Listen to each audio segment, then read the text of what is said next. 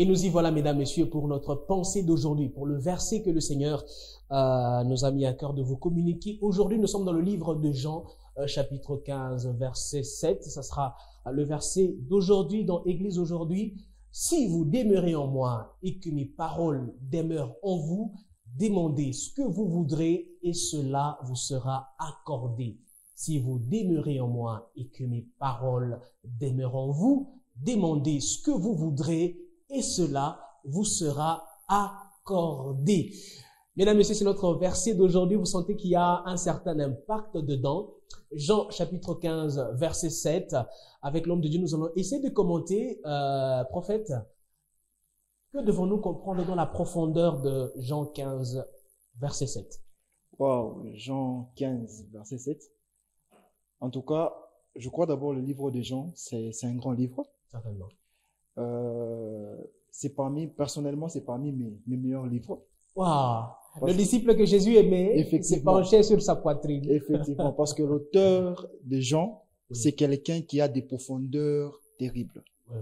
Quand vous lisez Jean, vous lisez Apocalypse, vous allez vous rendre compte que cet homme a une touche un peu particulière. Sans doute. Ici, vous allez vous rendre compte d'une chose. Là, là, c'est Jésus qui est en train de parler. Sans faute. Jean rendant témoignage de la personne de Jésus. J'aime bien ce que Jean dit. Il dit, si vous demeurez en moi et que mes paroles demeurent en vous.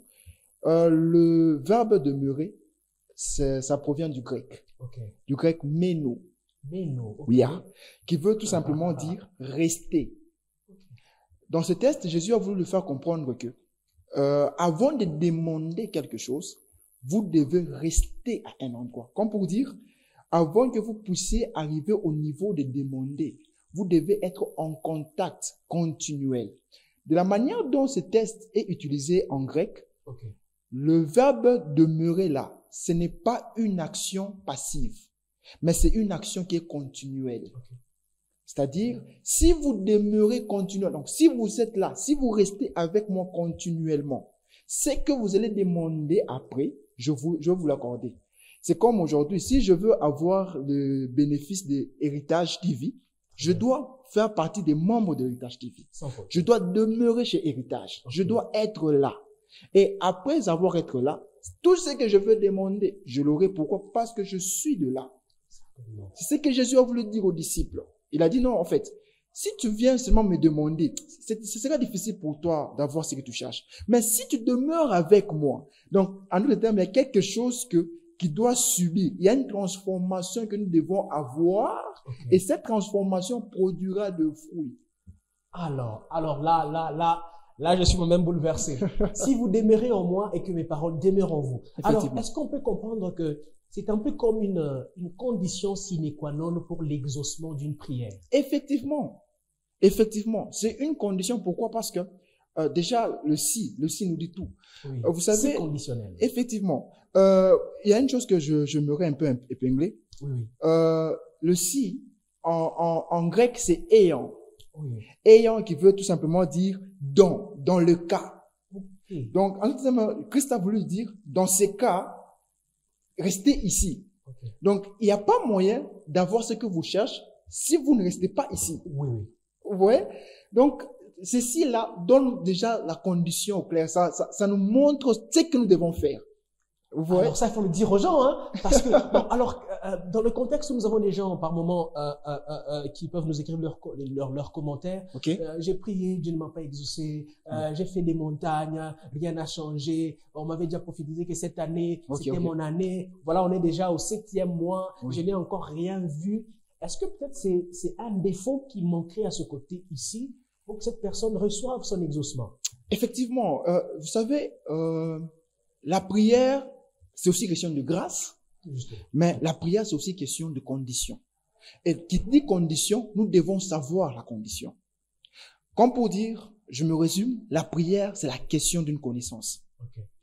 Si vous connaissez, vous allez bien demander. La plupart des gens aujourd'hui, ils s'appuient rien que sur le promesse. Ils s'appuient rien que sur ce qui doivent arriver dans leur vie. Justement. Mais ils ne s'appuient pas sur ce que eux doivent faire pour que les choses puissent arriver. Ah oui. J'aime une phrase du pasteur Lord Lombo, il a dit, le Seigneur fait pour nous une promesse. mais il vient nous préparer pour cette promesse-là.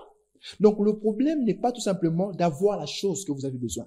Le problème, c'est de vous préparer à la chose. Dans ce cas, Jésus a voulu le faire comprendre que demander, c'est bien, mais vous devez aussi vous préparer, être dans un cas, demeurer chez moi, afin d'avoir ce dont vous avez besoin.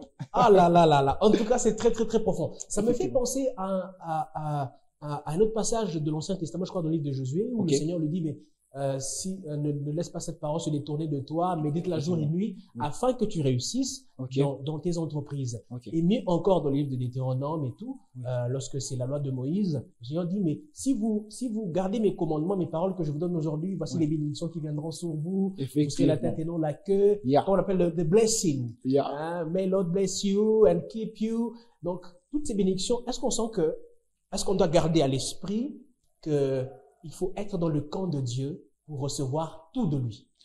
Garder en esprit qu'on doit être dans le camp de Dieu pour recevoir tout de lui, c'est limiter Dieu.